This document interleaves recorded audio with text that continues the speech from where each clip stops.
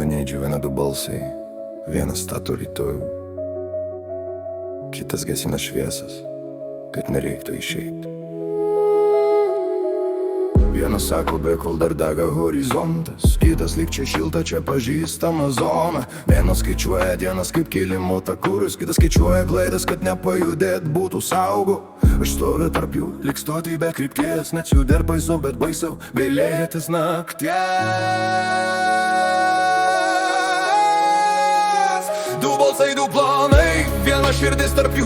Ateitis šaukia vardu, komfortas laiko už rankų. Aš noriu aukščiau, bet žemė taip gerai pažįstama.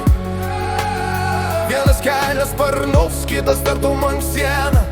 Ir kol neišmoksiu jūs susitaikyti, būsiu mūšis, kuris veda mane į save.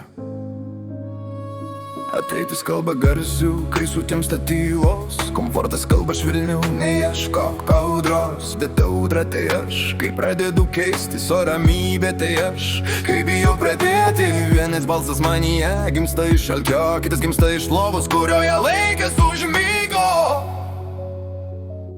Aš nesirenku, kuris teisus, aš mokausi, kuris laiku. Nes ateitis be žingsnių, tik pažadas, o komfortas be augimo, tik nervas. Žengsiu tai ne dėl pergalės prieš baimę, o dėl pergalės prieš tylų gal rytoj. Vienas ves mane į priekį, kitas saugos man šaknis, ir kai jie dirbs kartu, aš būsiu judesis. Du balsai, bet ne du priešai. Vienas kuria kryptį, kitas duoda jėgų.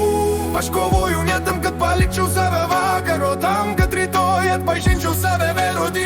Žingsnis į priekį dar nėra namų griūtis, tai tik durys, kurios pagaliau neužrakinto. Ateitis nelaimė, komfortas nepralaimė. Laimiu aš, kai pajudu.